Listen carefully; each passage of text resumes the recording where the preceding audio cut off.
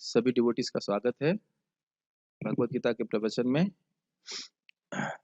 आवाज देखिए पूरी आ रही है कि नहीं? नहीं तो क्लास के बाद बोलेंगे कि आवाज कम आ रही है।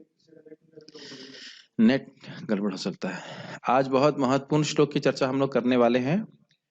आप सब लोग ने इस श्लोक को जानते ही होंगे, लेकिन फिर भी इसकी बहुत सारी चीजों को आप सीखेंगे आज जो शायद आप नहीं भी जानते होंगे। तो मेरे पीछे बोलिए, सर्वधर्मान् परित्यज्य। सर्वधर्मान् परित्यज्य थोड़ा माइक दूर रखिएगा। मामेकं शरणं व्रज। मामेकं शरणं व्रज। अहं त्वां सर्वपापेभ्यो अहं त्वां सर्वपापेभ्यो मोक्षयिष्यामि मा शुचः। मोक्षयिष्यामि मा शुचः। सर्वधर्मान् परित्यज्य सर्वधर्मान् परित्यज्य मामेकं शरणं व्रज। मामेकं शरणं व्रज। अहं त्वां सर्वपापेभ्यो अहं त्वां सर्वपापेभ्यो मोक्षयिष्यामि मा शुचः। मोक्षयिष्यामि मा शुचः। सर्वधर्मान् परित्यज्य सर्वधर्मान् परित्यज्य मामेकं शरणं व्रज। मामेकं शरणं व्रज। अहं त्वां सर्वपापेभ्यो अहं त्वां सर्वपापेभ्यो मोक्षयिष्यामि मा शुचः। मोक्षयिष्यामि मा शुचः। बोलिए, सर्वधर्मान् परित्यज्य सर्वधर्मान् परित्यज्य मामेकं शरणं व्रज। मामेकं शरणं व्रज। अहं त्वां सर्वपापेभ्यो अहं त्वां सर्वपापेभ्यो मोक्षयिष्यामि मा शुचः। मोक्षयामि मा शुचः। ठीक है, शब्दों को देखते हैं। इस वजह से अर्थ पता होगा। सर्वधर्मान यानी सारे धर्मों को, परित्यज्य, परित्यज्य मतलब बहुत अच्छी प्रकार से त्याग करके, ऐसा नहीं कि कुछ रह जाए। माम एकम शरणम व्रज, और मेरे एक यानी भगवान कृष्ण की शरण में व्रजो, आओ। व्रज में, व्रज मतलब होता है चलना, मेरी शरण में आओ।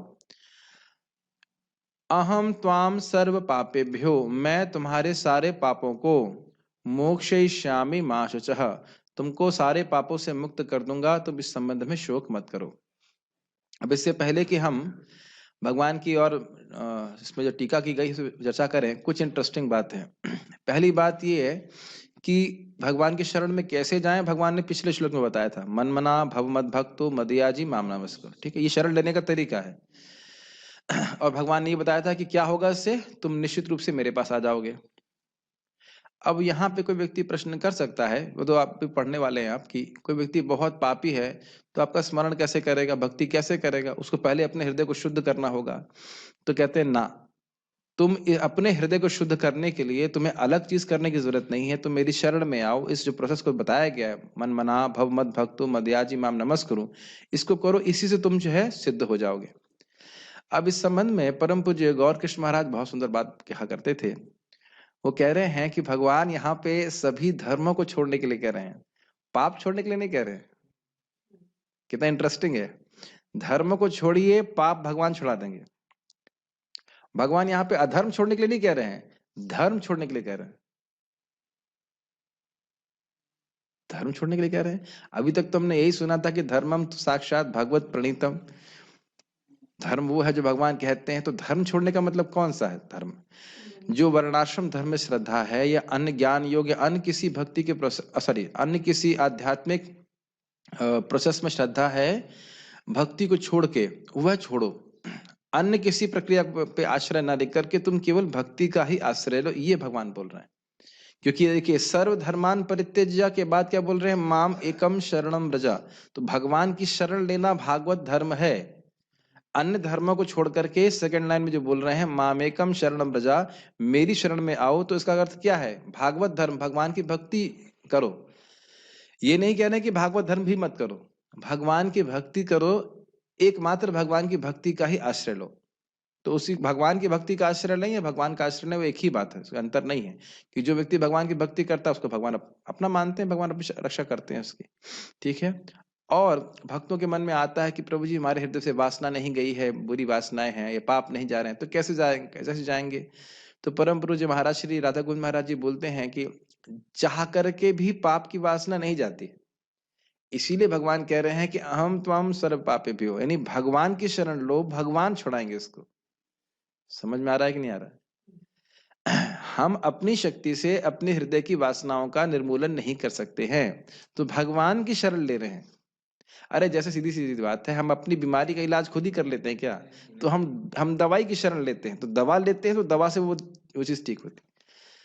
तो बड़े धैर्य पूर्वक भगवान की भक्ति करते रहना चाहिए। उससे ये अनादि अनादि वासनाएं हैं, अनादि काल की वासनाएं हैं, जो गंदी वासनाएं हैं, जिसकी वजह से हमें बार बार जन्म लेना पड़ रहा है, वह सब भगवान कृपा करके नष्ट कर देंगे। ये सब को भी हम सीखने वाले हैं। ठीक है, धन्यवाद। समस्त प्रकार के धर्मों का परित्याग करो और मेरी शरण में आओ, मैं समस्त पापों से तुम्हारा उद्धार करूंगा, कर दूंगा, डरो मत। गीता भूषण टीका। अब इसका लिंक बहुत सुंदर है। जिन लोगों के हृदय पुरातन कर्मों के कारण अनगिनत पापों से दूषित हैं, वे आपकी शुद्ध भक्ति कैसे कर सकते हैं, जिसमें आपकी आदर भाव से पूजा करनी होती है, जैसा आपने अभी पिछले श्लोक में वर्णन किया। जब तक इन पापों को, जो आपकी भक्ति के विरुद्ध हैं, नियत प्रायश्चित्तों के द्वारा ध्वंस नहीं कर लिया जाता, जिन्हें शरीर के द्वारा महान कष्ट उठाकर किया जाता है। समझ में आई ये बात? लिंक बहुत सुंदर है। वो कह रहा है कि कोई, आपने कहा कि आपका स्मरण करो, आपके भक्त बनो, तो वह तो तभी हो पाएगा जब उसके पाप नष्ट होंगे। ये शाम तो अंतगतम पापम, आपने बोला था कि जिनके पाप नष्ट हो चुके, जिन्होंने पुण्य किए हैं, वह मेरी भक्ति करते हैं दृढ़ भाव से। तो जो व्यक्ति पापी है या इसके हृदय में पाप है, वह आपकी पूजा कैसे कर पाएगा? तो इसलिए बेहतर तो ये है कि पहले वे अपने पापों को निष्काम कर्म योग, फिर ज्ञान योग, ऐसे करके उसमें बहुत बहुत परिश्रम होता है, वह करके शुद्ध करे और फिर आपकी भक्ति करे, वही युक्त लगता है। जो पापी व्यक्ति है वो आपकी शरण में कैसे आ सकता है? ये प्रश्न मान लो अर्जुन करें, तो इस पे भगवान यहाँ पे उत्तर दे रहे। कहने का अर्थ ये है कि भगवान की भक्ति, भगवान की सेवा करने से ही भगवान की सेवा का अधिकार प्राप्त हो जाता है। मैं फिर से रिपीट करूंगा, भगवान की, अगर फैन चाहिए तो चला सकते हैं, गर्मी लग रही है।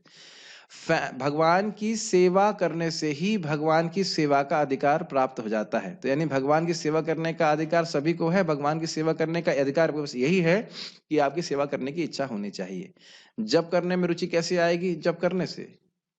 भागवत गीता भागवतम में रुचि कैसे आएगी? पढ़ने से, श्रवण करने से। ऐसा नहीं कुछ और करेंगे तो हमें भक्ति प्राप्त हो जाएगी। भक्ति अपने आप ही सारी योग्यता जीव के हृदय में निर्माण कर लेती है। ये समझ में आ रहा है? कभी भी यही सोचना नहीं चाहिए कि अपने हृदय को शुद्ध करने के लिए मुझे भक्ति से और कोई श्रेष्ठ पथ मिल सकता है। ये भक्ति देवी के प्रति नितांत अपराध होगा। हमारे हृदय में जो भी दूषण है, वह भगवान की भक्ति पूरी तरह सर्वसमर्थ है शुद्ध करने के लिए। और कोई प्रोसेस करने की हमको जरूरत बिल्कुल नहीं। क्या बातें समझ पा रहे हैं आप? ये बहुत इंपॉर्टेंट है। यानी कि बड़े बड़े कष्ट उठा करके प्रायश्चित करने की जरूरत नहीं है। हरे कृष्ण मंत्र अपने आप में पर्याप्त है, भगवद गीता पर्याप्त है, भगवान का प्रसाद पर्याप्त है। ठीक है? सभी प्रकार के धर्मों को उनके स्वरूप और उनमें वर्णित पाप के प्रायश्चित रूपी तपस्याओं के साथ त्यागते हुए तुम केवल मुझ कृष्ण की ही शरण में आओ, जो परमेश्वर हैं। पहले इसको समझिए कि क्यों बोल रहे हैं। इसका अर्थ क्या है? भगवान ने कहा सर्व धर्मान परित्यज्य, तो परित्यज्य की व्याख्या हो रही है। परित्यज्य की व्याख्या मतलब, परि मतलब बहुत अच्छे प्रकार से, त्यज्य मतलब त्याग दो। यानी कि जो भी उसमें नियम कर्म रखे हैं वो सब त्याग दीजिए। और कहीं उसमें पापों का प्रायश्चित लिखा हुआ है जो कर्म कांड में, उसको भी पूरी तरह से त्याग दो। पुण्य करने के बारे में जो लिखा है वह भी त्याग दो, और जो पापों से निवृत्त होने के लिए प्रायश्चित लिखे हैं वह भी त्याग दो। यह हो गया परित्यज्य का अर्थ। समझ में आ रहा है परित्यज्य का अर्थ? ऐसे समझिए कि मान लीजिए किसी के हृदय में ये इच्छा हो कि भाई यह पुण्य करेंगे तो हम बहुत आगे बढ़ जाएंगे, या ये कर्म नहीं करेंगे तो पाप लगेगा। दो बात समझ में आ रही है कि ये करेंगे तो उससे बहुत लाभ होगा, भक्ति के अलावा ये कर्म करेंगे तो उससे हमको बहुत बहुत हमारे श्रेय की प्राप्ति होगी, तो ये भी भूल जाओ। और अगर ये कार्य नहीं करूंगा, मान लो श्राद्ध नहीं करूंगा या और कुछ कार्य नहीं करूंगा, तो मेरा इससे ह्रास होगा, यह भी छोड़ दो। क्या ये बात मैं इसीलिए रुक रहा हूं यहाँ पे ताकि आपको समझ में आए ये बात मैं क्या कहना चाहता हूँ। परित्यज्य का मतलब समझ रहे हैं? धर्मों को उनके स्वरूप, उसमें जो जो नियम बताए गए हैं सब छोड़ो तुम, वो कुछ करने की जरूरत नहीं है।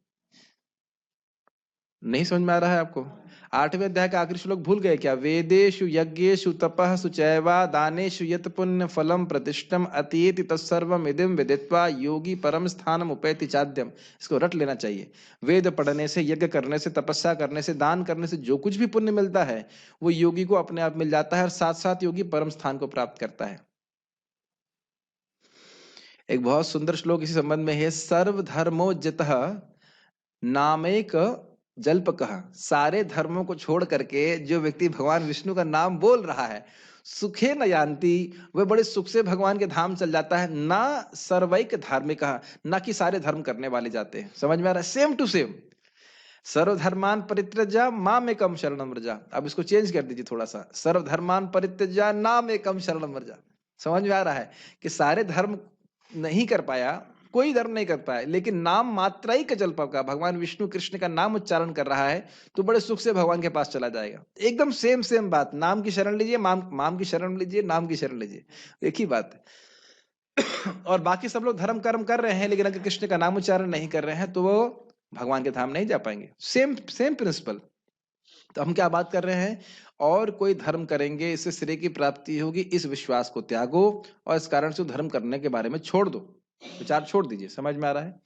और उसमें कोई प्रायश्चित लिखा है उसके बारे में भी विचार छोड़ दीजिए। ठीक है? अच्छा, मेरी शरण में आओ मतलब भगवान कृष्ण की शरण में आओ, जो पहले राम और नरसिंह के रूप में अवतरित हुए थे और जो केवल शुद्ध भक्ति के द्वारा गोचर होते हैं। गोचर का मतलब समझे जाते हैं। और जो हर इच्छा व अविद्या जो बद्ध जीवन का मूल कारण है उसका भी नाश करने वाले हैं। तो भगवान यहाँ बड़ा स्पष्ट रूप से पाप को नाश करूंगा इसका अर्थ समझा रहे हैं। अविद्या का अर्थ आप जानते ही हो। अविद्या मतलब है अपने स्वरूप की अस्मृति, विस्मृति, अस्मृति कह लीजिए। अपने स्वरूप को भूले रहना। हमको पता नहीं कि हम हैं कौन, और फिर हम क्या मान रहे हैं? हम मान रहे हैं हम शरीर हैं। फिर क्या होता है? राग और द्वेष, और उससे क्या होता है? पाप। तो मूल बात, पाप करने का कारण क्या है? हम अपने आप को शरीर मान रहे हैं। ये बार बार सोच रहे हैं कि शरीर को संतुष्ट करके मैं सुखी हो जाऊंगा, है कि नहीं? तो भगवान कह रहे हैं कि क्योंकि भगवान सर्वसमर्थ है, परमेश्वर हैं, इस कारण से जो कोई व्यक्ति भगवान की भक्ति करता है उसको दो प्रभाव यहाँ पे दिखा रहे हैं। एक कि शुद्ध भक्ति के द्वारा भगवान समझ में आने लगते हैं, उनके जो सुख है वह समझ में आने लगता है, वो कितने महान है वो समझ में आने लगता है। और दूसरा, भगवान भक्ति के विरोधी जो कुछ भी गलत वासना है वह सब समाप्त कर देंगे। ये श्लोक आपने सुना बहुत होगा पहले, लेकिन ये बहुत गंभीर है। हर भक्त के हृदय में कोई ना कोई बुरी वासना है। अब अगर आप परमहंस नहीं हुए तो ठीक है, परमहंस हो गए तो फिर हम कुछ नहीं कह सकते। परमहंस हो गए तो फिर मैं आपको प्रवचन क्यों दूंगा? ठीक है, परमहंसों को प्रवचन देने की हमें क्या जरूरत? हम लोग समझ रहे हैं, सब लोग अपने हृदय में देखते हैं कुछ न्यूनता का अनुभव करते हैं, कुछ वासना है, कुछ कभी कभी तो वो वासना हम चाहते भी नहीं लेकिन चुपकी रहती है, है कि नहीं है? हम चाहते हैं चली जाए लेकिन रहती है। तो वो वासना भी सब भगवान हृदय में ही साफ कर देंगे। तो भगवान ये बात बोल रहे हैं, इसलिए भगवान की शरण में जाना चाहिए। हमेशा भक्त को समझना चाहिए कि हमारे अंदर शक्ति नहीं है इन बुरी इच्छाओं को निकालने की, लेकिन भगवान अगर प्रसन्न होते हैं भक्ति से तो वो बड़ी आसानी से इसको नष्ट कर सकते हैं। ठीक? केवल मेरी ही शरण में आओ, अर्थात माम एकम, न कि शिव आदि देवताओं की। लेकिन इसका अर्थ ये नहीं कि हम शिव जी का अपमान करेंगे, ये नहीं है, लेकिन शरण भगवान कृष्ण ही है। मैं जो परमेश्वर हूं और शरण्य हूं, तुमको सभी विगत कर्मों अर्थात सर्व पापेभ्य से मुक्त कर दूंगा क्योंकि तुमने मेरी शरण ली है। अब एक इंटरेस्टिंग बात है, शरण का अर्थ क्या है? जो शरण देने में समर्थ हो। कौन शरण देने में समर्थ है? वाकई जो पूरी तरह से स्वराट हो, स्वतंत्र हो। जो व्यक्ति परतंत्र है वो वास्तविक रूप से शरण्य नहीं है। क्या मेरी हिंदी समझ में आ रही है? राम स्वरूप प्रभु, समझ में आ रहा है आपको? जो व्यक्ति परतंत्र है, जो दूसरे पे आश्रित है, वह दूसरे व्यक्ति को शरण नहीं दे सकता है। इतना समझ में आ रहा है? इसको एक व्याख्या करने की जरूरत है? नहीं समझ में आ रही? आ रहे है ना? अगर मैं किसी को शरण दे रहा हूं उतने देर में कोई मुझसे बलशाली व्यक्ति उसको मार के खत्म कर देगा, तो कहां शरण दे पाए? क्या भगवान से परे कोई है? भगवान से परे कोई नहीं है। तो इस कारण से भगवान ही शरण है। अभी भागवत का मैं रेसिटेशन कर रहा था तो बहुत सुंदर बात, अर्जुन की प्रार्थना है, तुम एक ऐसे आप अकेले ही, आप ही अकेले हैं जिसकी शरण ली जा सकती है। अर्जुन बोल रहा है, जबकि कितने शक्तिशाली योद्धा हैं भगवान अर्जुन। तो इस प्रकार से भक्तों के द्वारा हम समझ में आता है के वयम नाम रूपाभ्याम, ये माता कुंती बोल रही हैं कि भगवान कहे कि नहीं तो आपके तो रिश्तेदार हैं सबसे मदद करने के लिए, कहते नहीं नाम और रूप मात्र हैं बस, शरण नहीं है वो, शरण तो केवल आप हैं। तो भगवान कृष्ण ही शरण है, और अगर किसी के द्वारा किसी की रक्षा हो रही है तो वह रक्षा भी भगवान के द्वारा ही होती है। ये बातें समझ में आ रही हैं आपको? अगर भगवान माता पिता में प्रेम ना दे बच्चे का, तो जो बच्चा बिल्कुल असहाय होता है, क्या वो उसके लिए कुछ कष्ट उठाएंगे? तो वो वात्सल्य कौन दे रहा है? वो भगवान ही दे रहे हैं। मेरी बातें समझ रहे होंगे। तो क्या, और तो इसलिए भगवान ही शरण है। और एक संबंध में प्रहलाद महाराज की उक्ति आप जानते ही हो कि बालस्य नेह शरणम पितरौ निसंग नार्तस्य च गदम, आगे क्या है, मज्जितो नव ऐसे करके है कि बालक की रक्षा माता पिता नहीं कर पाते हैं। उनके सामने कभी कभी बच्चे की मृत्यु हो जाती है, और दवा रहते हुए भी जो व्यक्ति है वो मर जाता है, और नाव होते हुए भी व्यक्ति डूब जाता है। तो असलियत में कौन है? नरसिंह भगवान, भगवान कृष्ण, ये शरण है। ठीक है, तो यहाँ बोल रहे हैं कि मैं शरण हूं, ईश्वर हूं। ईश्वर का मतलब है सर्वसमर्थ हूं, इसलिए तुम्हारे सारे पापों को नष्ट करने में मैं पूरी तरह समर्थ हूं। समझ में आ रहा है सब बातें? यहाँ येलो से दिखाया गया है। भगवान यहाँ भक्त और भगवान के परस्पर कर्तव्य को दर्शा रहे हैं। भगवान का भक्त का क्या कर्तव्य है? भक्त का कर्तव्य है कि वह भगवान की शरण नहीं, बड़ा स्पष्ट है। और भगवान का क्या कर्तव्य है? भगवान उसको संरक्षण देते हैं, उसके सारे पापों को, सारी गंदगी को वो साफ कर देंगे। तो हमें क्या करना चाहिए? हमें भगवान का कर्तव्य करना चाहिए। हमें अपना भगवान का कर्तव्य नहीं करना चाहिए ना, भगवान को सिखाने की जरूरत है। हमें केवल अपना कर्तव्य करना है कि हम भगवान की शरण में रहें, भगवान को सेवा करें, भगवान की भक्ति करें। Make sense? शरण का बहुत सिंपल अर्थ समझिए। शरण का अर्थ है भगवान को प्रसन्न करने वाले कार्य करें, जिससे भगवान प्रसन्न होते हैं। बस सीधी बात। जब कोई व्यक्ति आपका अपना है तो उसको प्रसन्न करने वाले काम करेंगे ना। अगर आप भगवान की शरण में जाके भगवान को अप्रसन्न करने वाला कार्य तो नहीं करेंगे, फिर तो हम नहीं कह सकते कि भगवान की शरण में है। तो सिंपल बात है, भगवान की भक्ति की शरण है, भगवान की भक्ति का आश्रय है, भगवान उससे प्रसन्न होते हैं, और भगवान निश्चित रूप से ऐसे व्यक्ति का रक्षा करते हैं। तुम्हें शोक नहीं करना चाहिए, मां शुचः। अब बहुत सुंदर टीका की गई है कि शोक करने के लिए अर्जुन का क्या कारण हो सकता है। देखिए, यह सोचते हुए कि यह तुम्हारे लिए असंभव है, क्योंकि तुम्हारी जीवन अवधि छोटी है, और यह करने में बहुत मुश्किल है, क्योंकि इसमें बहुत कठिन तपस्या होती है, जिसके बाद हृदय का शुद्धिकरण बहुत समय के बाद होता है। इस लाइन को समझ में आना थोड़ा सा मुश्किल हो रही होगी। देखिए, कोई व्यक्ति सोच सकता है, अरे भगवान के धाम में कैसे जा पाऊंगा, बहुत कठिन है, हृदय को शुद्ध करना पड़ेगा, बहुत सारी परेशानियां हैं। क्योंकि निष्काम कर्म योग में, ज्ञान योग में बहुत तपस्या होती है, और इसको करने के लिए बहुत लंबी अवधि चाहिए। एक्चुअली एक जन्म में नहीं, कई जन्म लगते हैं शुद्ध होने में। तो वही धारणा लेकर के तुम कहीं भक्ति के बारे में तो नहीं सोच रहे हो। समझ में आ रहा है? नहीं समझ में आया?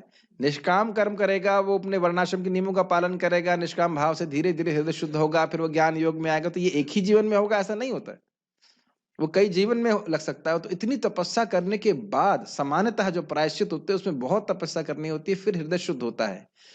तो कहीं अर्जुन यह शौक तो नहीं कर रहे हैं कि अरे इतनी कठिन तपस्या करूंगा, मैं भक्ति के बारे में नहीं बोल रहा हूं, अन्य प्रोसेस को स्वीकार करूंगा तो बहुत कठिन तपस्या होगी और बहुत समय लगेगा, मेरी आयु तो बहुत छोटी है, मैं हृदय में कैसे शुद्ध कर पाऊंगा, मैं कैसे भगवान के शरणागत हो पाऊंगा। तो कहते हैं ना, केवल उस शरणागति की जो प्रोसेस है, भगवान की भक्ति का जो प्रोसेस है, ये बहुत फास्ट है, बहुत फास्ट है। इसके द्वारा व्यक्ति भगवान की अगर शरण स्वीकार करता है तो बहुत जल्दी अपने हृदय को शुद्ध कर सकता है। जैसे आप मुचुकुंद महाराज के बारे में जानते हो, एक मुहूर्त में ही भगवान के शरणागत होकर के भगवान के धाम चले गए थे, है कि नहीं?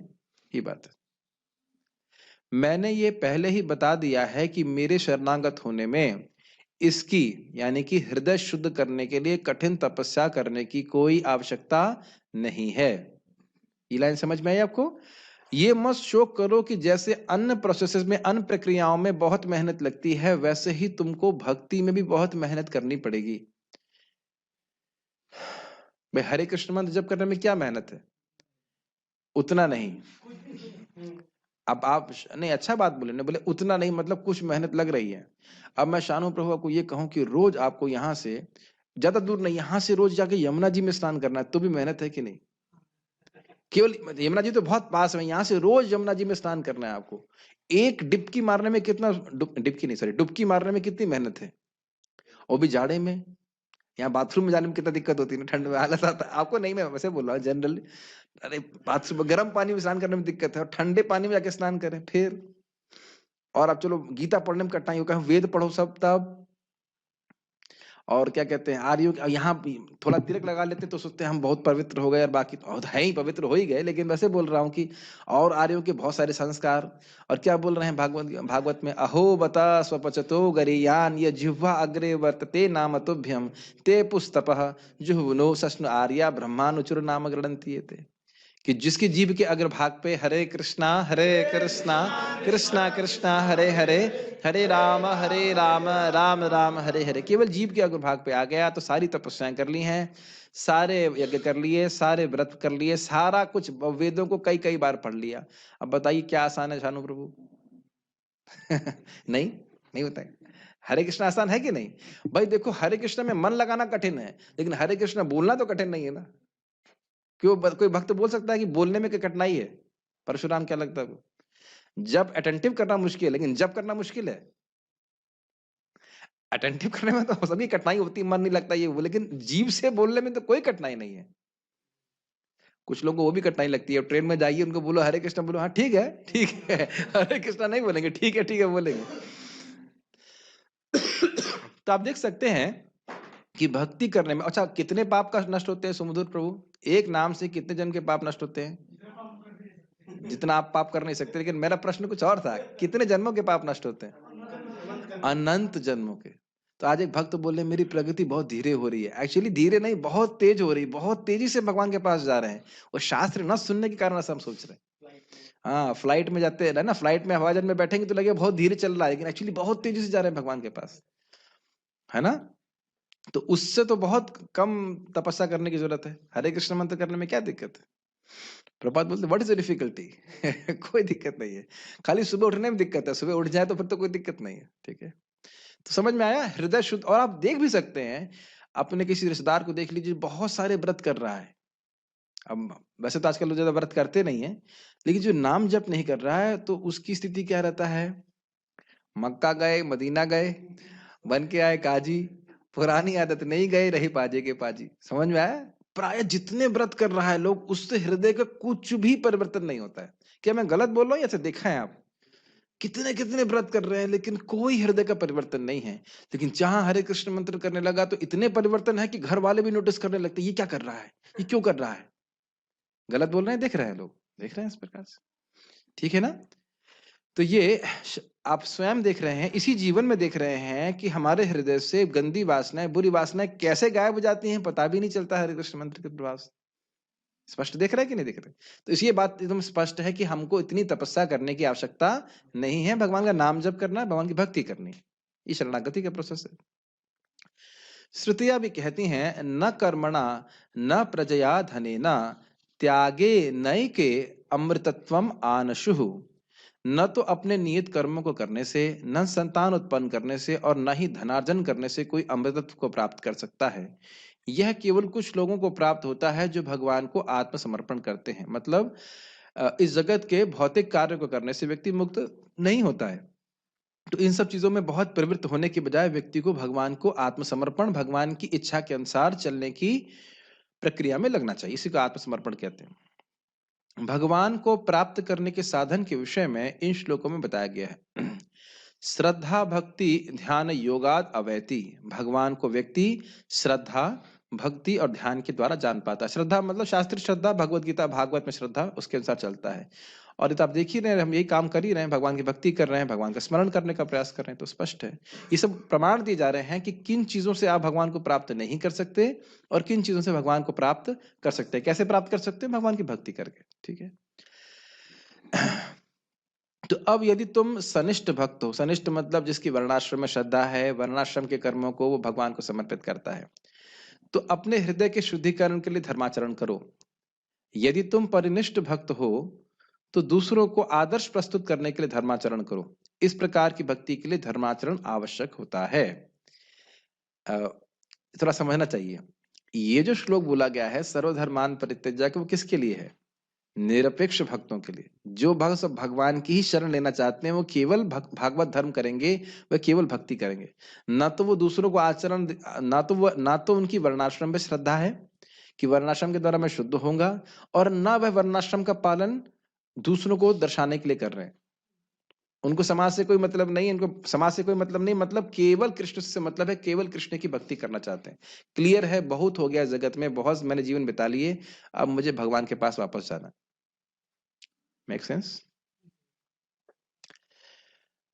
ऐसे खरबूजे भी चाहिए हमको, समझते हैं? खरबूजे को देख के खरबूजा रंग बदलता है, सुने इसको? समझते हैं? दूसरे व्यक्ति को देख करके हम प्रभावित होते हैं, ये तो ऐसा कर रहा है, वैसे हमें भी करना चाहिए। तो जब इस प्रकार की निरपेक्ष भक्त जो केवल भगवान कृष्ण की भक्ति करते हैं, ऐसे लोग समाज में अधिक से अधिक बढ़ेंगे तो अन्य लोग भी प्रेरित होंगे कि हमें भगवान की भक्ति करनी चाहिए। इसका अर्थ यह नहीं कि घर छोड़ने के लिए, क्योंकि उपदेश किसको दिया जा रहा है? गृहस्थ को। उपदेश ब्रह्मचारी को नहीं दिया जा रहा है। लोग सोचते हैं सर धर्मांतर परित्यज्य मतलब घर, सारे घर छोड़ करके आ जाओ ना। घर छोड़ के आओ, उसका फिर वृंदावन में बिजनेस खोल देते हैं, ऐसा भी रहता है। हो जाता है ऐसा। लेकिन ऐसा नहीं, घर छोड़ने की बात नहीं है, एटीट्यूड चेंज करने की बात है ना? भगवान कृष्ण की भक्ति करने के लिए ही मेरा जीवन है, यह मैं ये भक्त होना चाहिए। आज मैं देखा, आज सुबह भक्तों को खूब जम के जब कराया मतलब जब ने किया, लोगों ने 11 बजे तक जब किया, 5:30 से लेकर। उसके बाद मुझे लगा आज शाम को एक्स्ट्रा जब करने के लिए नहीं आएंगे, लेकिन वही भक्त फिर से आ गए जब करने के लिए। हमने कहा वाह कितना उत्साह है। 5:30 से 11, उसके बाद फिर 5 से 6 जब करने के लिए, फिर अभी शायद गीता क्लास में भी है। तो अभी देख रहे हैं कि भक्त कुछ हैं, भक्त इस जगत में जो उनका उत्साह है जप करने का, भक्ति करने का, भगवान के शरणागति को स्वीकार करने का। ऐसा नहीं कि किसी को होने की जरूरत ही नहीं है, और कोई हो या ना हो, लेकिन मुझे होना है, यह व्यक्ति को सोचना चाहिए। बहुत जन्म हमने जगत में काट लिए, अब नहीं और काटने। खैर, हम बात कर रहे थे इसमें कुछ लोग धर्माचरण के द्वारा भगवान को जानने का प्रयास करते हैं। ऐसा श्रुतियों से समझा जा सकता है, तमेतम वेद अनुवचनेन ब्राह्मण विविदिशन्ति यज्ञेन दानेन तपसा अनाशकेन। ब्राह्मण जन भगवान को जानने का प्रयास करते हैं वेद के अध्ययन के द्वारा, यज्ञ के द्वारा, दान के द्वारा और व्रत पालन के द्वारा। लेकिन भगवान क्या कह रहे हैं? सब कुछ छोड़ो, ये सब कुछ करने की जरूरत नहीं है, केवल मेरी शरण में आओ, भगवान की भक्ति करो। ठीक है, ये सब तरीके हैं भगवान को जानने के, लेकिन भगवान जो तरीका बता रहे हैं, सर्वश्रेष्ठ तरीका, वो किसके लिए है? एक क्या कहता है, निरपेक्ष भक्ति के लिए, और कुछ अपेक्षा नहीं, केवल कृष्ण की भक्ति करें। सत्येन लभ्य तपसा ही एष आत्मा, वह भगवान सच्चे शास्त्रीय ज्ञान और निरंतर ब्रह्मचर्य के द्वारा जाने जाते हैं। तो आप समझ सकते हो कि ये सारी बातें अर्जुन जानते हैं, और वो अर्जुन के मन में शोक आ सकता है, ये सब कौन करेगा, दान, ये तपस्या कौन कैसे कर पाएंगे? तो इसीलिए भगवान कह रहे हैं कि शोक करने की जरूरत नहीं है, तुम मेरी शरण में आओ, मेरा नाम जपो, भगवान का प्रसाद खाओ, डिटेल में अगर बोला जाए मेरा स्मरण करो, भक्ति करो, इसी से तुम पूरी तरह से शुद्ध हो जाओगे। मां शुचः का एक और अर्थ है, अपने नित्य धर्म को त्यागने से पाप लगेगा, ऐसा सोचकर तुम्हें शोक नहीं करना चाहिए। अभी बातें थोड़ी इंटरेस्टिंग है, ये अर्थ सही नहीं है। यहाँ पे अर्थ जो बलदेव विद्याभूषण पाल दे रहे हैं, ये गलत अर्थ को प्रस्तुत कर रहे हैं। कुछ लोग ऐसा कहेंगे कि तुम ये मत सोचो, ये मत सोच के शोक मत करो कि तुम अपने नित्य धर्मों को त्यागोगे तो तुमको पाप लगेगा, ये मत सोचो। अब उसको समझिए, पूरा पढ़ूंगा तो समझ में आ जाएगा। परंतु यह व्याख्या मान्य नहीं है, क्योंकि धर्म को त्यागने से कोई पाप नहीं लगता है। पूरा पढ़ूंगा तो समझ में आ जाएगा।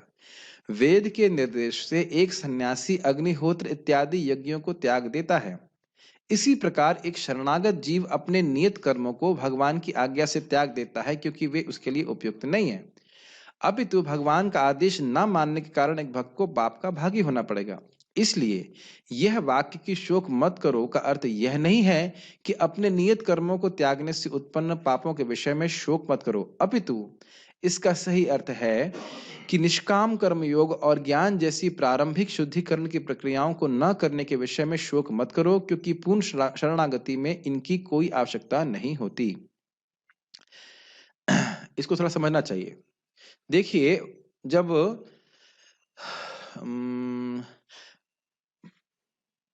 वर्णाश्रम की प्रक्रिया में गृहस्थ आश्रम में व्यक्ति को अग्निहोत्र यज्ञ इत्यादि करने होते हैं, तो जब व्यक्ति संन्यास लेता है तो वेद की ही आज्ञा से इन धर्मों को त्याग देता है। तो धर्मों को त्यागना, जो नियत कर्म है, नियत धर्म है, उनको त्यागना ये पाप नहीं है, ये तो वेद भी बोलता है। तो भगवान की आज्ञा से कोई भक्त अगर उसको त्यागता है तो उसमें पाप लगने की कोई बात ही नहीं है। इसलिए यह नहीं सोचना चाहिए कि जो तुम्हारे नियत कर्म थे वर्णाश्रम के, उसको त्याग रहे हो तो तुम्हें पाप लगेगा। ये बात नहीं हो रही है। बात यहाँ पे ये हो रही है कि हृदय की जो अविद्या है उसको सामान्यतः नष्ट करने की प्रक्रिया क्या होती है कि निष्काम कर्म योग करे, फिर ज्ञान योग करे, और उसके बाद वह जाकर के ध्यान योग करे, फिर भक्ति योग करे। ये सामान्य लोगों के लिए है। तो कोई कह सकता है कि मतलब कोई सोचेगा नहीं तो उसका हृदय जो शुद्ध नहीं हुआ है तो ज्ञान योग पे जंप करेगा तो वापस नीचे गिरेगा। जैसे भगवान पहले व्याख्या कर चुके हैं कि वो इंद्रियों को संयमित तो कर लिया है लेकिन उसका मन भोगों में जा रहा है, तो ऐसा व्यक्ति मिथ्याचारी है। तो ये ज्ञान योग के संबंध में, भक्ति के संबंध में नहीं बोल रहे हैं भगवान। मुझे पता है बहुत सारी बातें समझ में नहीं आ रही होंगी कि सबका रेफरेंस पहले के अध्यायों से है, लेकिन मैं प्रयास कर रहा हूं समझाने का। तो तुम्हें यह शोक नहीं करना चाहिए कि मेरा हृदय कैसे शुद्ध होगा। मेन पॉइंट क्या है, मां चाह करते यहाँ पे कि तुम्हें यह शोक नहीं करना चाहिए कि अरे मैंने तो निष्काम भावना से कर्म योग नहीं किया, अरे मैंने ज्ञान योग का अनुशीलन नहीं किया, मैं तो केवल भक्ति कर रहा हूं, मेरा हृदय कैसे शुद्ध होगा। ये समझ में आई बात? शोक का मतलब समझते हैं? हाय मैंने ये नहीं किया, हाय मैंने वो नहीं किया। पश्चाताप, तो तुम्हें कोई पश्चाताप करने की जरूरत नहीं है। हरे कृष्ण मंत्र जपो। जैसे प्रभुपाद जी प्रवचन कर रहे थे और उन्होंने कहा कि अगर कोई 20 साल यानी 5 साल से लेकर के 25 साल तक ब्रह्मचर्य का पालन करता है तो उसकी बुद्धि बहुत अच्छी हो जाती है। जो उनके जितने भी शिष्य थे उनका मुंह लटक गया से, क्योंकि ब्रह्मचर्य तो उन्होंने शब्द ही नहीं सुना था। तो वैसे आजकल भारत में भी यही स्थिति है, लोगों को उसका अर्थ भी पता नहीं होता है। तो फिर प्रभुपाद जी कहे कोई बात नहीं, तुम हरे कृष्ण मंत्र जपो, सब ठीक हो जाएगा। तो आप देख सकते हैं कि बाकी कुछ वो कोई ना कर पाए, बहुत बुरे संस्कार भी हों, लेकिन हरे कृष्ण मंत्र जप रहा है, भगवान की भक्ति कर रहा है, तो उसे यह शोक नहीं करना चाहिए कि मेरे पुराने संस्कार कैसे थे, या मैं कोई पश्चाताप, कोई मैं प्रायश्चित कर पाया कि नहीं कर पाया। अब समझ में आई बात है, नहीं समझ में आ रही? व्यक्ति को यह व्याख्या नहीं करनी चाहिए कि धर्म को पूर्ण रूपेण नहीं त्यागना चाहिए क्योंकि इसमें पाप लगता है, अपितु केवल धर्म के फलों को त्यागना चाहिए। यह स्वीकार्य नहीं है क्योंकि शरणागति की इस प्रक्रिया में धर्म का संपादन न करने से कोई भी पाप नहीं लगता है। अभी इंटरेस्टिंग बात है, कुछ लोग ये कहेंगे कि सर्वधर्मान परित्यज्य का अर्थ है कि देखो धर्म धर्म नहीं त्यागने हैं, वो जो उससे प्राप्त होने वाला स्वर्ग इत्यादि फल है ना, वो त्यागने के लिए भगवान बोल रहे हैं। आप देख रहे हैं कितनी सूक्ष्म है ये टीका है। ऐसी व्याख्या भी लोग कर सकते हैं कि नहीं नहीं, अग्निहोत्र धर्म नहीं त्यागना तुमको, धर्म धर्म करो, लेकिन वो जो उसका जो फल है ना, वो मुक्ति की कामना या जो स्वर्ग, वो नहीं चाहो। लेकिन मगर ना, आपने पहले पढ़ लिया था, उस धर्म को उसके स्वरूप के संग ही त्याग देना। अब अग्निहोत्र जप करने की सॉरी अग्निहोत्र जो जप कर रहा है हरे कृष्ण मंत्र का, उसको अग्निहोत्र यज्ञ करने की कोई भी आवश्यकता बिल्कुल नहीं है। समझ में आ रहा है ना बात? जो भगवान को प्रणाम कर रहा है, भगवान की अर्चन कर रहा है, जप कर रहा है, भगवान का प्रसाद खा रहा है, अब उसको कोई और यज्ञ करने की आवश्यकता बिल्कुल नहीं। जैसे कोई अगर प्राइम मिनिस्टर की सेवा कर रहा है तो उसको डीएम की सेवा करने की जरूरत बिल्कुल नहीं है। समझ में आया? क्यों? क्योंकि प्राइम मिनिस्टर की सेवा कर रहा है, वो समय कहाँ, उसका अवकाश कहाँ कि वो डीएम की सेवा करे, और जरूरत भी नहीं है। अवकाश हो भी तो भी जरूरत नहीं है। पहली बात तो अवकाश ही नहीं, छुट्टी ही नहीं है और आवश्यकता भी नहीं है। तो समझ में आया, न सिर्फ नित्य धर्म को त्याग देना है, और सॉरी न सिर्फ फलों को त्याग देना है, अपितु नित्य धर्म को ही त्याग देना। अग्निहोत्र यज्ञ हो या कोई कर्म हो, करने की कोई जरूरत नहीं है। श्रवण कीर्तन करके ही व्यक्ति भगवान की भक्ति करके ही पूरी तरह से वह परफेक्ट हो जाएगा। यह स्वीकार्य नहीं है क्योंकि शरणागति की इस प्रक्रिया में धर्म का संपादन न करने से भी कोई पाप नहीं लगता है। समझ में आया? भगवान की भक्ति कर रहा है, हरि नाम जप कर रहा है, तो उसको और कोई और नियम नहीं भी पालन कर पाया तो उससे कोई पाप नहीं लगा। ठीक, इसलिए सही अर्थ यही है कि एक शरणागत भक्त को सभी प्रकार के धर्मों को उनके स्वरूप से ही त्याग देना चाहिए। समझ में आ रहा है? ये कर्तव्य है, वो कर्तव्य है, ये करना है, वो करना है, कोई आवश्यकता नहीं है। फिर वही मान लो कोई प्रश्न करे, हमारे यहाँ ताई जी मर गई हैं, तो हमें जब करना चाहिए कि नहीं करना चाहिए? समझ में आया कि नहीं आया? ताई जी मरे चाहे पूरा परिवार मर जाए, लेकिन हमको हरे कृष्ण मंत्र करना है। समझ रहे हैं? इसमें कोई पाप नहीं लग रहा, बल्कि यही समीचीन है। किसी को यह तर्क नहीं देना चाहिए कि सभी को नियत कर्म करने ही चाहिए, क्योंकि हर व्यक्ति को हर समय कुछ कार्य अवश्य करना होता है। न ही कश्चित क्षणमपि जातु तिष्ठत् कर्मकृत। यह नियम यहाँ पर प्रयुक्त नहीं होता, क्योंकि एक शरणागत भक्त निरंतर भगवत आराधना में युक्त रहता है, जो स्वयं में एक कार्य है। ये समझ में आया? कोई कहेगा कि अरे भाई देखो, भगवान ने गीता में बोला था कि कोई भी जीव कर्म किए बिना नहीं रह सकता है, तो नियत कर्म जरूर करने चाहिए, नहीं तो कुछ ना कुछ पाप करेगा। अरे भाई वो बात ठीक है आपकी, लेकिन समझना चाहिए कि भक्त के पास इतनी सेवा है भगवान की कि उसके पास नियत कर्म करने का समय ही नहीं है। मेरी बात समझ में आई? ऐसा नहीं है कि भक्त खाली बैठे हैं। भगवान के लिए भक्तों को बहुत सारी सेवा करनी होती है कि नहीं? सबसे इंपॉर्टेंट सेवा है प्रसाद खाने की, है कि नहीं? जब करना, प्रसाद ग्रहण करना, प्रसाद बनाना, ये बहुत बड़ी इंपॉर्टेंट सेवा है। प्रसाद खाने मात्र से माया से मुक्त हो जाता है, उद्धव जी बताते हैं।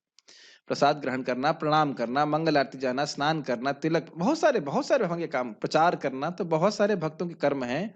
तो जो व्यक्ति वो कार्य कर रहा है, वह भी अपने आप में कर्म में वो एंगेज्ड है, तो उसको अब और नित्य कर्म करने की क्या आवश्यकता है? समझ में आ रहा है बातें? देखिए, मैं तो समझाता जा रहा हूं। अगर कोई व्यक्ति सीखना चाहता है, समझना चाहता है, उसका कर्तव्य है कि दोबारा जाके पीडीएफ कभी ना पढ़े। जो दिया गया है पीडीएफ, वो कभी पढ़ ना ले। पढ़ लेगा तो समझ में आ जाएगा ना, ये दिक्कत है। तो कर्तव्य है आप लोगों का कि आप कभी ना पढ़ें इसको। जो लोग भी हिंदी जानते हैं, कभी पढ़ना मत। ये केवल क्लास में पढ़ा जाता है, उसके बाद नहीं पढ़ा जाता है।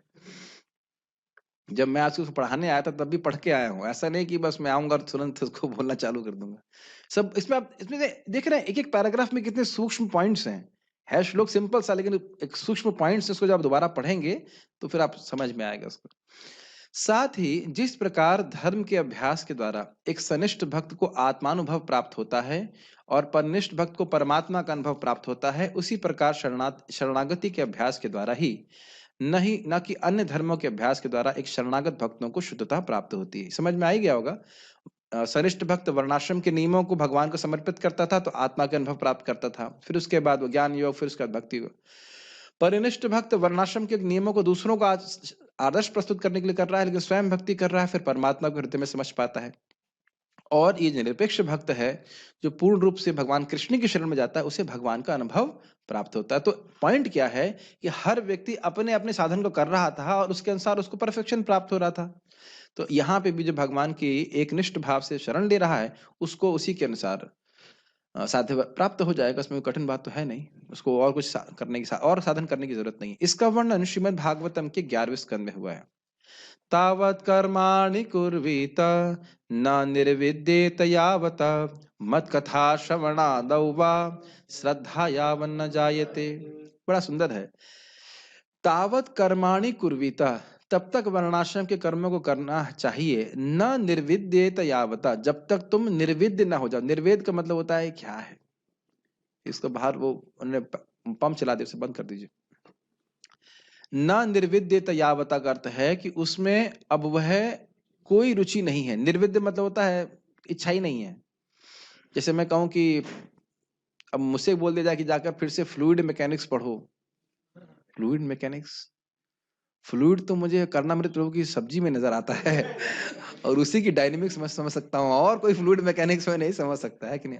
और कोई फ्लूइड दिखाई नहीं पड़ता अब, है कि नहीं?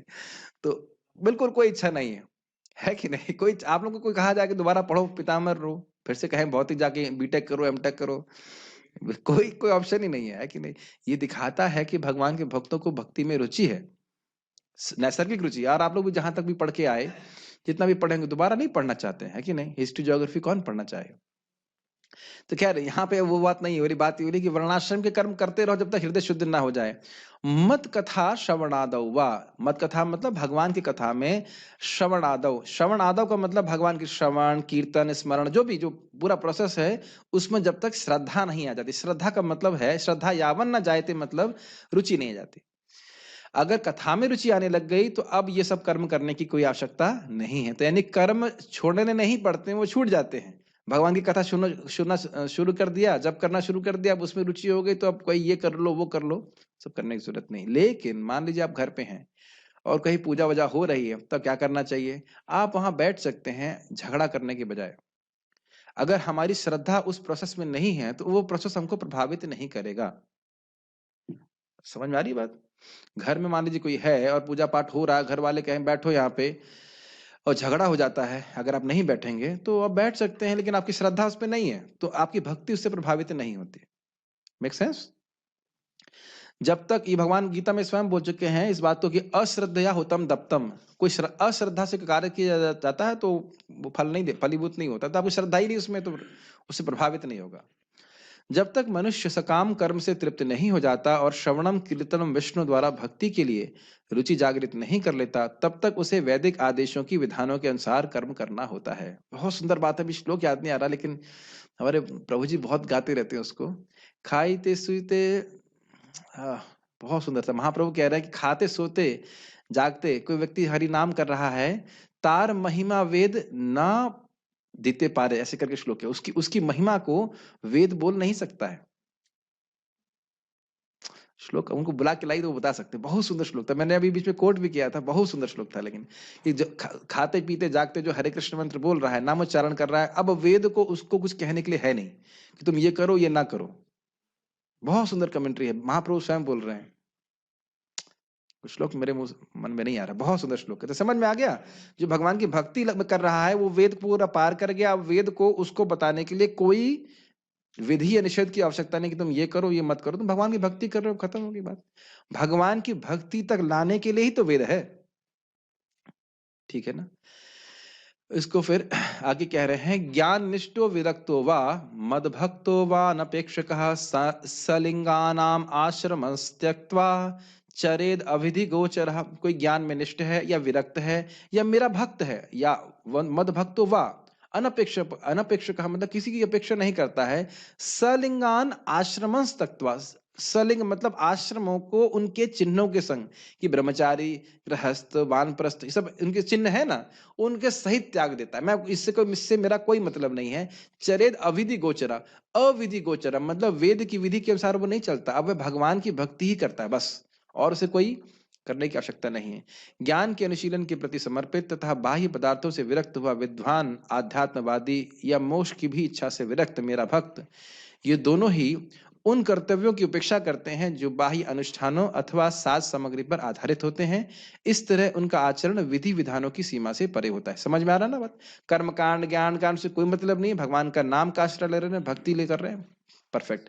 कृष्ण भक्ति कैला सर्व कर्म कृत होय। समझ में आ गया? इस शरणागति के 6 लक्षण होते हैं। आनुकूल्यस्य संकल्पः, प्रातिकूल्यस्य वर्जनम, रक्षिष्यतीति विश्वासो, गोतृप्ते वर्णम तथा, आत्मनिक्षेप कार्पण्ये षड्विधा शरणागति। ये 6 प्रकार के लक्षण होते हैं जिसमें जिसमें भक्त भगवान की शरणागति को स्वीकार करता है। इसको एक हम समझने का प्रयास करते हैं। क्या हम बहुत तेज जा रहे हैं, आप समझ पा रहे हैं? ठीक है। शरणागति के 6 लक्षण होते हैं। आनुकूल्य से संकल्प, जो अनुकूल हो उसे स्वीकार करना, जैसे सुबह मंगल आरती के लिए उठना, जप करना, भागवत सुनना, समझ रहे हैं, प्रसाद खाना, ये तो बहुत अनुकूल है, बहुत है, इसको तो जरूर स्वीकार करेंगे। क्या याद रहा आपको? प्रसाद खाना, मंगल आरती उठना, जप करना, ये सब चीजें अनुकूल हैं। प्रातिकूल से वर्जनम, जो प्रतिकूल हो उसे त्यागना, वैष्णव अपराध से बचना, नामापराध से बचना इत्यादि। रक्षिष्यति विश्वासो, यह श्रद्धा रखना कि कृष्ण रक्षा करेंगे। तो कभी कभी बार बार प्रश्न आएगा, प्रभु जी हम कैसे विश्वास करें? जैसे जैसे हमारी भक्ति बढ़ती, कुछ तो विश्वास है तभी तो हम भक्ति कर रहे हैं। जैसे जैसे हमारी भक्ति बढ़ती जाएगी, हृदय शुद्ध होता जाएगा, वैसे वैसे विश्वास सहज रूप से भगवान पे बढ़ता जाएगा और व्यक्ति को दिखने लगेगा कि किस प्रकार से कृष्ण हमारी रक्षा कर रहे हैं।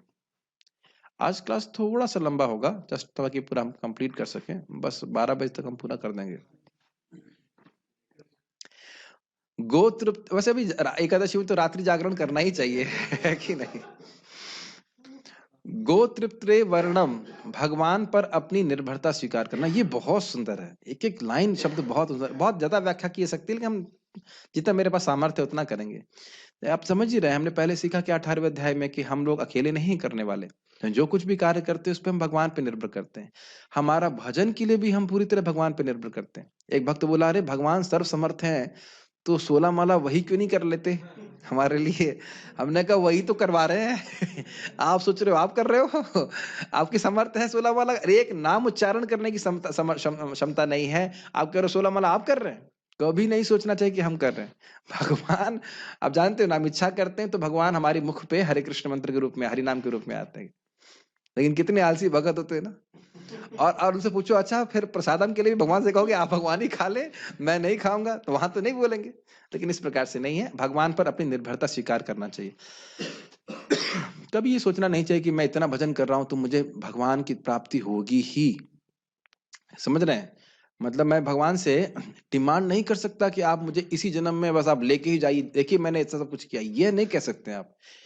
मैं ये नहीं कह रहा हूं कि आप ये सब कर रहे हैं तो भगवान की प्राप्ति नहीं होगी, ये नहीं है। भगवान के भक्त को आशा होती है कि भगवान जरूर स्वीकार करेंगे, लेकिन डिमांड नहीं होती है कि आपको इसी जन्म में बस करना पड़ेगा, बहुत हो गया भजन, इससे अच्छा अधिक भजन नहीं कर सकते हम, ऐसा नहीं है। Make sense? क्लियरली समझ पा रहे हैं ना दोनों बातों को? कृष्ण पे निर्भर करता है। आत्म निक्षेप, स्वयं को पूरी तरह भगवान को समर्पित कर देना। और इसको भी आप व्याख्या आगे की जाएगी। कार्पण्य अर्थात नम्रता, ये सब वायु पुराण में है। वह शास्त्रानुमोदित कार्य जो भगवान को प्रसन्न करते हैं उन्हें अनुकूल कहा जाता है।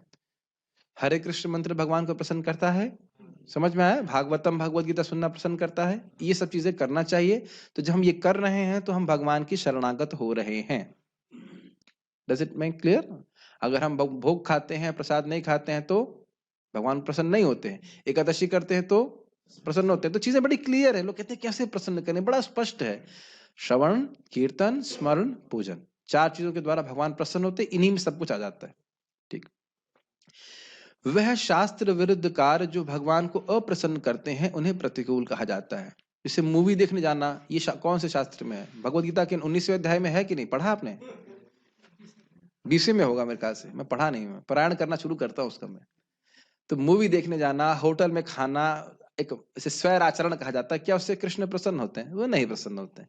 तो ऐसे व्यक्ति, ऐसे कार्यों को त्याग देना बहुत सिंपल है। जैसे अभी हाँ, जैसे मान लो हमारे प्रभु जी को खांसी है, मुझको खांसी है, तो हम लोग दवा खाएंगे, है कि नहीं? और चावल नहीं खाएंगे।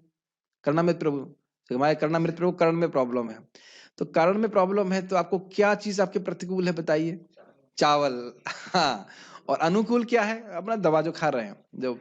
अब आप देखेंगे कि अनुकूल स्वीकार करना तो आसान होता है, लेकिन जो प्रतिकूल है उसको त्यागना बहुत कठिन होता है कि नहीं? नहीं, आप ही की बात नहीं, मेरी भी पे है। मुझे भी कफ हुआ, मैं सोचा आप कर्णामृत प्रभु कल पोंगल बनाया था ना आपने, मैं कहा आज मैं नहीं जाऊंगा क्योंकि मुझे पता मैं जाऊंगा तो खाऊंगा और फिर उनको मेरा कफ बढ़ जाएगा। लेकिन एनी हाउ कहीं दूसरी जगह पाया प्रसाद, वहां पोंगल आ गया। उन्होंने कहा अब तो छोड़ो, देखा जाएगा जो कुछ। तो वैसे तो भगवान का प्रसाद है, लेकिन भौतिक रूप से बोल रहा हूँ। आप देखेंगे कि हम प्रतिकूल चीजों को त्यागने में बहुत दिक्कत होती है और इसकी वजह से थोड़ी दिक्कत आती है शरणागति में। लेकिन आप जानते हैं 16 माला का जप, अनुकूल और 4 नियमों का पालन, यह प्रतिकूल वस्तुओं को हमारे जीवन से दूर रखता है। जब ऐसा करेंगे तो भक्ति में अपने आप प्रगति करेंगे। ठीक है। आत्म निक्षेप का अर्थ है अपने भरण पोषण का दायित्व भगवान को समर्पित कर देना। जिनकी शरण भक्त लेता है, तो क्या कोई गृहस्थ नौकरी नहीं करेगा? देखिए, समझना चाहिए कि एटीट्यूड की बात क्या है। नौकरी भी करना है या जो भी अपना कार्य कर रहे हैं वो कर रहे हैं, लेकिन यह नहीं सोचना चाहिए कि मेरा भरण पोषण, मेरे आय का स्रोत मेरा भरण पोषण का स्रोत है। आपको पता है ना, मृगारी वाली कथा में उसको नारद जी ने कहा कि तुम अपना धनुष त्याग दो, तो उसने कहा, अरे मैं धनुष त्याग दूंगा, मारना त्याग, उनको पशुओं को नहीं मारूंगा तो मेरा भरण पोषण कैसे होगा?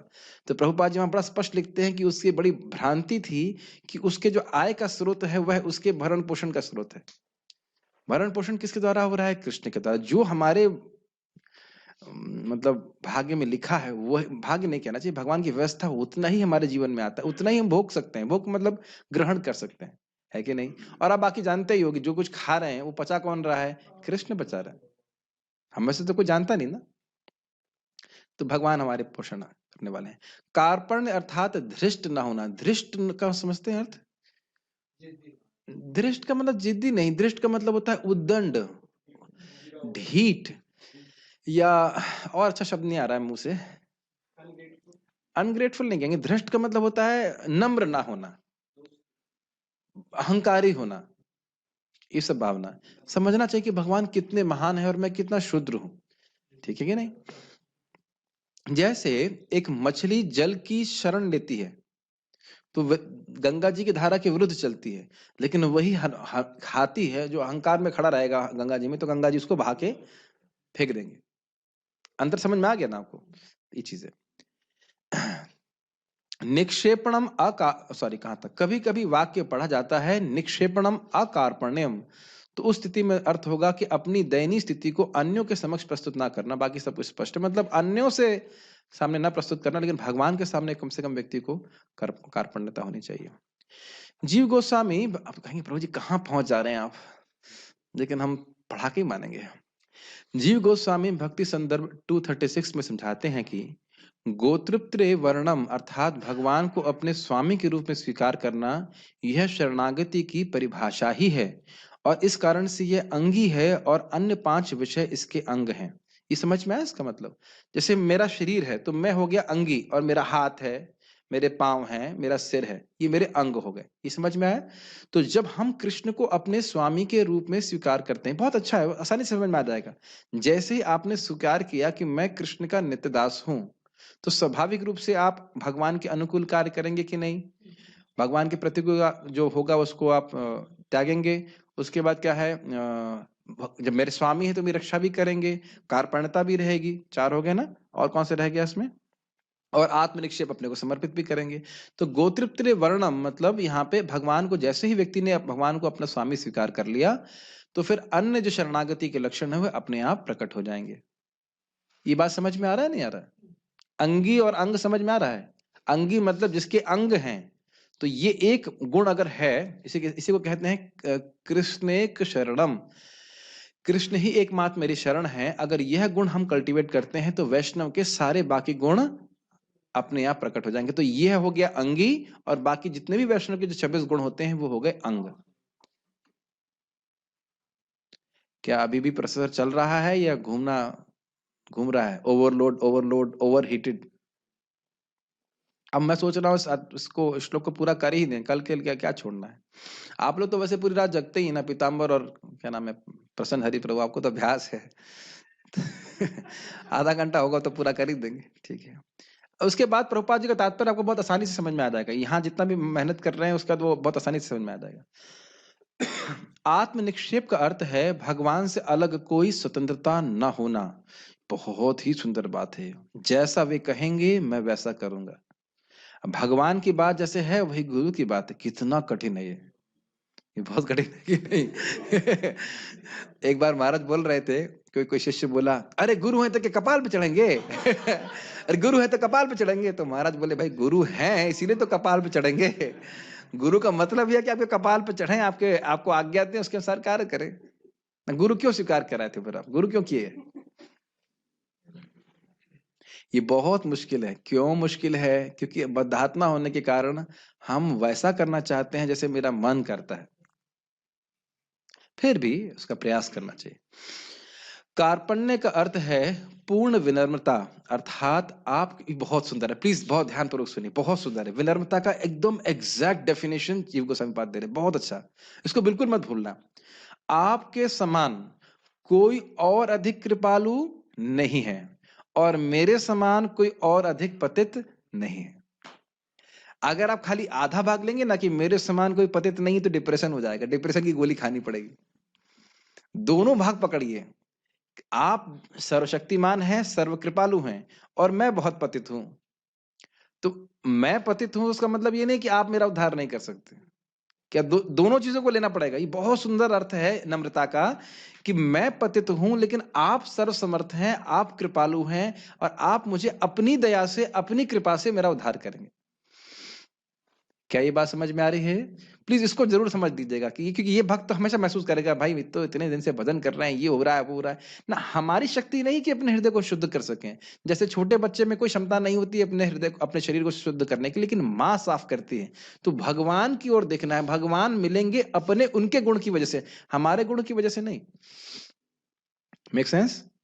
यस, ये बहुत अच्छा अर्थ है, इसको प्लीज याद रखने का प्रयास कीजिएगा। वेदांत देशिका में आत्म निक्षेप अर्थात अपने भरण पोषण के दायित्व को भगवान को दे देना, यह मुख्य वस्तु बताई गई है। ये अलग अलग मत, थोड़ा मत है इसमें। गोतृप्ते वर्णम अर्थात अपनी रक्षा के लिए प्रार्थना करना, जो कि रक्षिष्यति विश्वासों के समान है, जिसका अर्थ है भगवान में अपनी रक्षा के लिए श्रद्धा रखना। और श्रद्धा देखिए, रक्षा केवल शरीर की नहीं है, सबसे बड़ी रक्षा है चेतना की। आपको याद है ना, हम लोग जन्माष्टमी में प्रवचन पे डिस्कशन कर रहे थे कि देवकी को कंस से भय था, तो उसी प्रकार से भक्त को भौतिक बंधन से, माया से भय रहता है, और उसके द्वारा उसके जो 6 शत्रु हैं, काम, क्रोध, लोभ, मोह, मद, मात्सर्य, मरते हैं, फिर भगवान का विजय उसके हृदय में होता है। हर भक्त को भय होना चाहिए, कहीं मेरी भक्ति छूट ना जाए, हाँ, कोई अपराध ना हो जाए कि उसके मेरे इस प्रकार की भावना बहुत अच्छी रहती है, कहीं मेरे भगवान के प्रति कोई अपराध ना हो जाए, या वैष्णव के कहीं प्रति अपराध ना हो जाए। इस डर से व्यक्ति को वशीभूत नहीं, सॉरी, डरना चाहिए इसको। तो उसके लिए भगवान से प्रार्थना करना चाहिए कि भगवान, वैष्णव के चरणों में मेरे कोई अपराध ना बन जाए, या मेरी भक्ति छूट ना जाए, ऐसे करके। कार्पण्य का अर्थ है आशाहीनता और असहायता, और इस कारण से नम्रता से भगवान की शरण में जाना, ये वही अर्थ है। आशाहीनता क्यों? मेरी स्थिति तो बड़ी गड़बड़ है, मेरा तो कोई होप नहीं है, अपने अगर अपनी तरफ देखें तो कोई होप नहीं है, लेकिन जब कृष्ण की तरफ देख रहे हैं तो सारी आशा है कि कृष्ण कृपा करके हमारा उद्धार जरूर कर देंगे। समझ में आया? ओके। प्रभुपाद जी का तात्पर्य, भगवान ने अनेक प्रकार के ज्ञान तथा धर्म की विधियां बताई हैं। परब्रह्म का ज्ञान, परमात्मा का ज्ञान, अनेक प्रकार के आश्रमों तथा वर्णों का ज्ञान, संन्यास का ज्ञान, अनासक्ति, इंद्रिय तथा मन का ज्ञान, मन का संयम, ध्यान आदि का ज्ञान। उन्होंने अनेक प्रकार से नाना प्रकार के धर्मों का वर्णन किया। अब भगवद गीता का सार प्रस्तुत करते हुए भगवान कहते हैं कि हे अर्जुन, अभी तक बताई गई सारी विधियों का परित्याग करके अब केवल मेरी शरण में आओ। ये तो बड़ा स्पष्ट समझ में आ रहा है ना। इस शरणागति से वह समस्त पापों से बच जाएगा, क्योंकि भगवान स्वयं उसकी रक्षा का वचन दे रहे हैं। 7वें अध्याय में कहा गया कि वही कृष्ण की पूजा कर सकता है जो सारे पापों से मुक्त हो गया हो। ये शाम तो अंतगतम पापम जरणाम पुण्य कर्मणाम ते द्वंद्व मोह निर्मुक्ता भजन्ते माम दृढ़व्रतः। इस प्रकार कोई यह सोच सकता है कि समस्त पापों से मुक्त हुए बिना कोई शरणागति नहीं पा सकता है। देखिए, आपने अभी टीका में पढ़ा था ना ये बात, इसलिए मैं उसको अधिक व्याख्या नहीं कर रहा हूं। तो पापों से मुक्त होने के लिए कोई आवश्यकता नहीं है, आप शरणागत हुए तो अपने आप पाप से मुक्त हो जाएंगे। ऐसे संदेह के लिए यहाँ यह कहा गया है कि कोई समस्त पापों से होना चाहिए, मुक्त न भी हो तो केवल श्री कृष्ण के शरणागत होने पर स्वतः मुक्त कर दिया जाता है। इजी है, समझ में आ रहा है। भगवान का नाम जप कर रहा है, भगवान का प्रसाद खा रहा है, अपने आप ही पाप से मुक्त हो जाएगा, उसे अलग कुछ प्रयास करने की जरूरत नहीं है। पापों से मुक्त होने के लिए कठोर प्रयास करने की कोई आवश्यकता नहीं है। ये भी हमने व्याख्या कर दिया था कि बहुत तपस्या करने की जरूरत नहीं है, भगवान की भक्ति करो। मनुष्य को बिना झिझक के कृष्ण को समस्त जीवों के रक्षक के रूप में स्वीकार कर लेना चाहिए। कैसे स्वीकार करेगा? भगवत गीता को सुन करके, भागवतों को सुन करके। ये आप देखेंगे अपने जीवन में ही, नाम जप में भी, जो आप गीता भागवत में सुनते हैं वो आपके हरिनाम को पुष्ट करता है। हरिनाम को पुष्ट मतलब हरिनाम की साधना को पुष्ट करता है। इस श्रद्धा रहती है कि मैं हरिनाम जप कर रहा हूं तो भगवान जरूर मुझे स्वीकार करेंगे, है कि नहीं? इसीलिए श्रवण करने से हमारा हरिनाम में रुचि उत्पन्न होती है। प्रभुपाद स्पष्ट लिखते हैं श्रीमद् भागवतम इत्यादि के द्वारा। यहां तक कि अजामिल जैसे व्यक्ति को भी भगवान बचा रहे हैं, तो मुझे क्यों नहीं बचाएंगे? है कि नहीं? उसे चाहिए कि श्रद्धा तथा प्रेम से उनकी शरण ग्रहण करे। हरि भक्ति विलास में कृष्ण की शरण ग्रहण करने की विधि का वर्णन हुआ है। इसको ऑलरेडी हमने व्याख्या किया हुआ, तो उसको हम खाली पढ़ेंगे यहाँ पे। आनुकूल्यस्य संकल्पः प्रातिकूल्यस्य वर्जनम रक्षिषतीति विश्वासो गोत्रिप्त्रे वर्णम तथा आत्मनिक्षेप कार्पण्ये षड्विधा शरणागति। भक्ति योग के अनुसार मनुष्य को वही धर्म स्वीकार करना चाहिए जिससे अंततः भगवत भक्ति हो सके। मतलब वो जो हमारी भगवत भक्ति को बढ़ाने वाला है, उस धर्म को स्वीकार करना है। समाज में अपनी स्थिति के अनुसार कोई एक विशेष कर्म कर सकता है, लेकिन यदि अपना कर्म करने से कोई कृष्ण भावनामृत तक नहीं पहुंच पाता, तो उसके सारे कार्यकलाप व्यर्थ हो जाते हैं। कोई श्लोक याद आ रहा है? धर्म स्वनुष्ठितः पुंसः विश्वक्सेन कथासु यः नोत्पाद्ये यदि रतिम श्रम एव हि केवलम। बहुत अच्छे से धर्म किया है, लेकिन बहुत अच्छे से किया। धर्म स्वनिष्ठतः पुंसः विश्वक्सेन कथासु यः, लेकिन भगवान कृष्ण की कथा में कोई रुचि नहीं है। नोत्पाद्ये यदि रतिम श्रम एव हि केवलम, केवल उसने मेहनत की है। जैसे आपने देखा लोग पतला होने के लिए दौड़ते हैं, दौड़ते मतलब मशीन पे बोल रहा हूं मैं। तो मशीन बोलती है तुम 5 किलोमीटर चल गए, तुम 10 किलोमीटर चल गए, कितना चला वो? 1 इंच भी आगे नहीं बढ़ा। खाली उसने श्रम किया, थोड़ा वजन कम हुआ है, लेकिन बाकी कुछ पहुंचा नहीं आगे वो।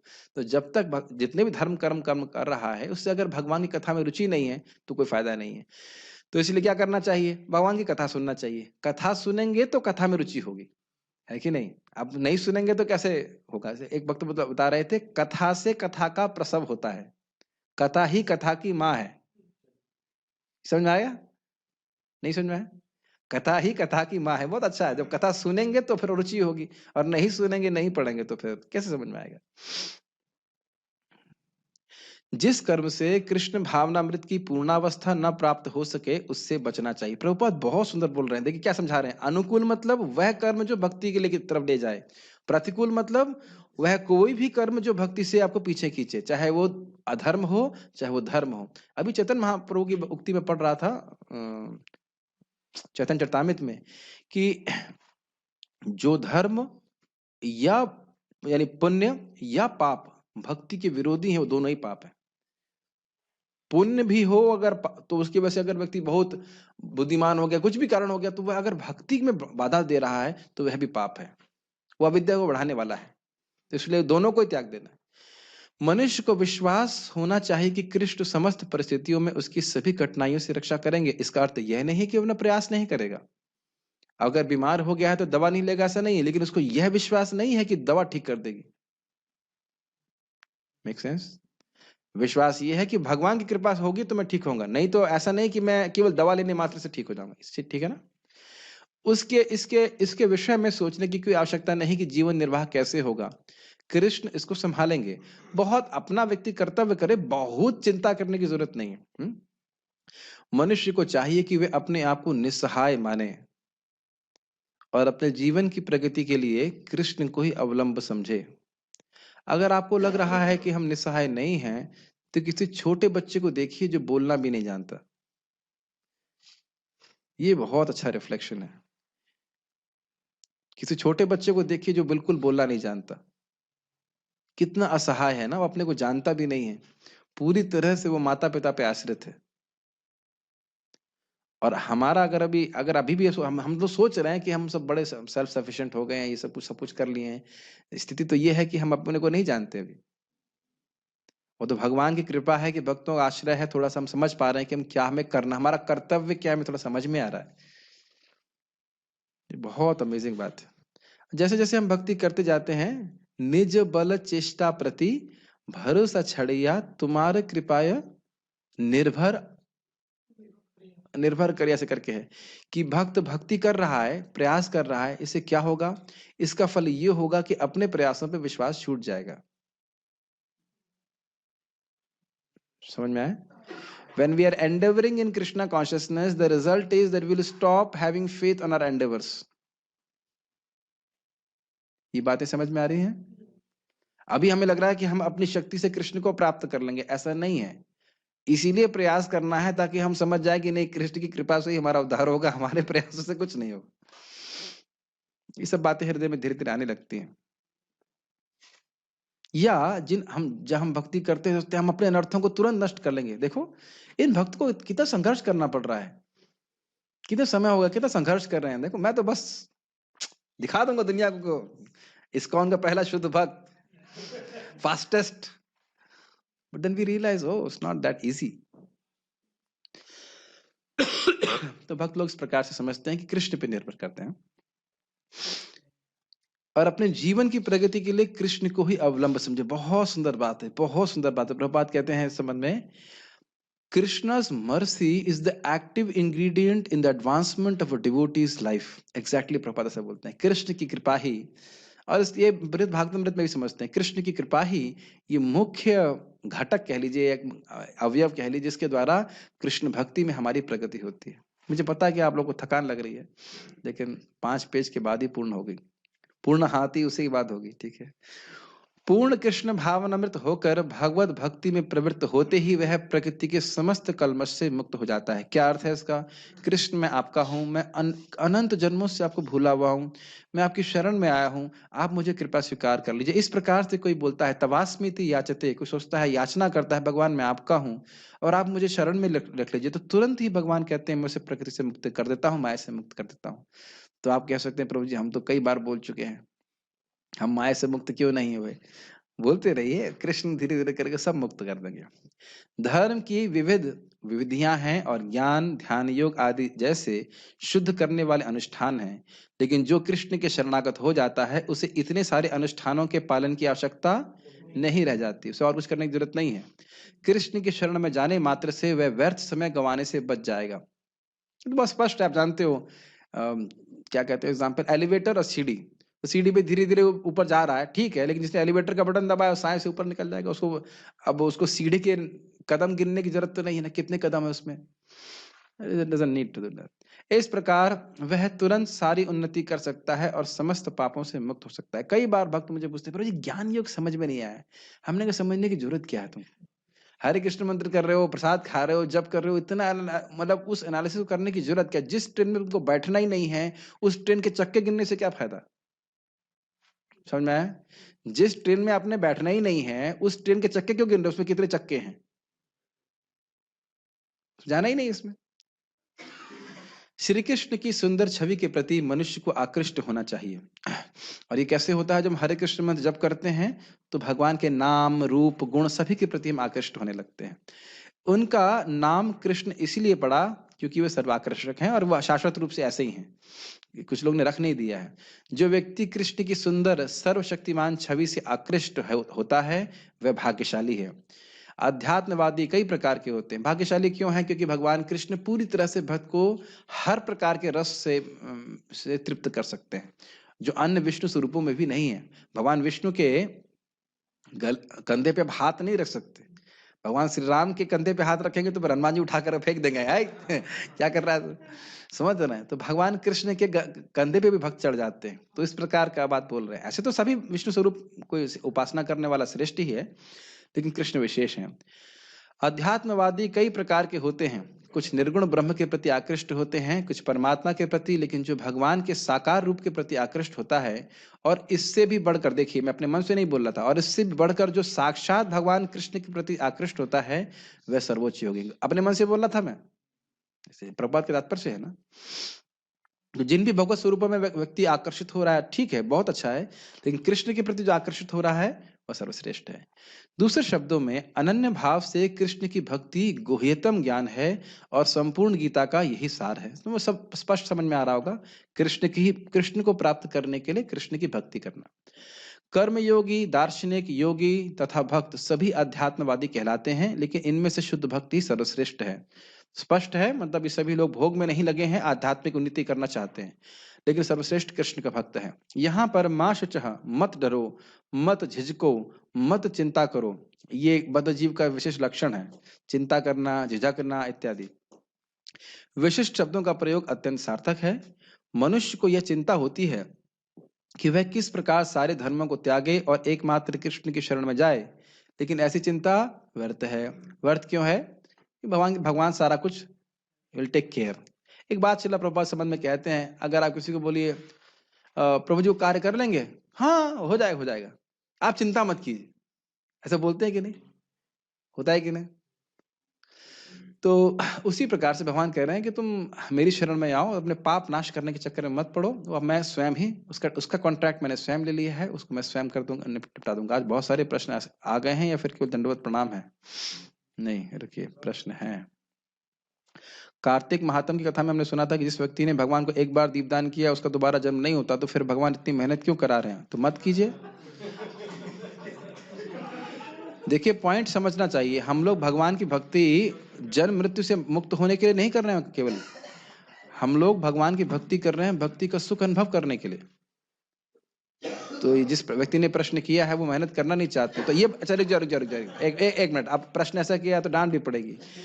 काम ये प्रभु जी 12 घंटे काम करते हैं घर के लिए, तब बताओ घर के लिए 12 घंटे काम कर रहे हो, अब भगवान के लिए 2 घंटा जप नहीं करना चाहते हो, केवल दीपदान करके रहना चाहते हो।